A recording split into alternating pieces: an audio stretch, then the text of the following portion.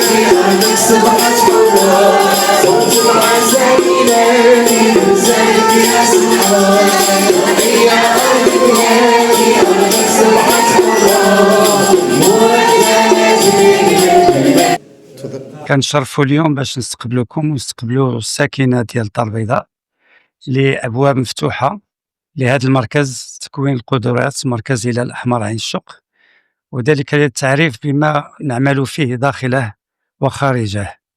هذا المركز واحتفالا بالذكرى 70 للاستقلال المغرب، والذكرى الخمسينية للمسيرة الخضراء المظفرة، وكذلك اليوم احتفال باليوم 31 أكتوبر ليوازي يعني نهاية نهاية الخبر عن الصحراء المغربية والفوز إن شاء الله والظفر بمشكلة كانت عويصة منذ 50 سنة، وذلك إثر قرار الأخير ديال مجلس الأمن الذي أيد بصفة نهائية على خطة الملكية السامية لهذا المشكل.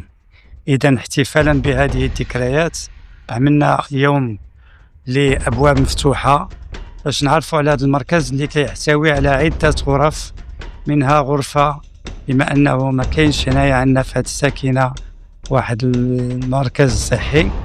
هنا عملنا واحد القاعة خاصة للتمريض، خاصة للأطباء اللي كيوازيو أسبوعيا كيجيو ان جور سور دو، طب العيون، طب جينيراليست يعني أطباء، وتنشكروا الأطباء اللي تيجيو يعاونونا في هذا العمل.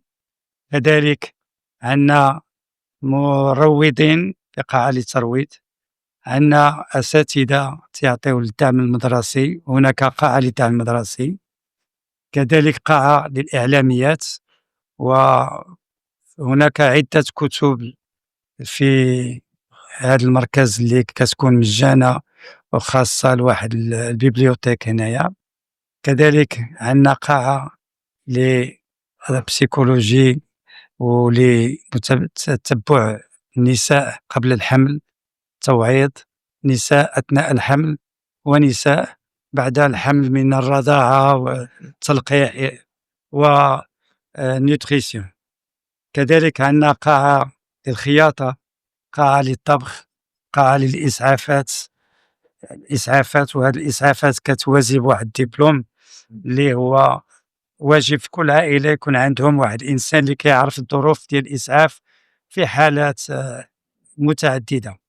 هناك قاعة للموسيقى والكورال، قاعة للرياضة، وقاعات أخرى كذلك لمحاربة الأمية، لتجويد القرآن وما غير ذلك.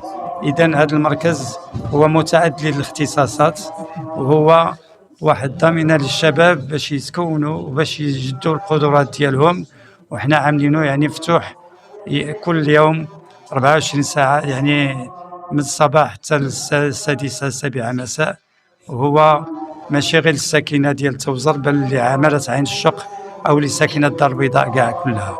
تنشكركم عليه.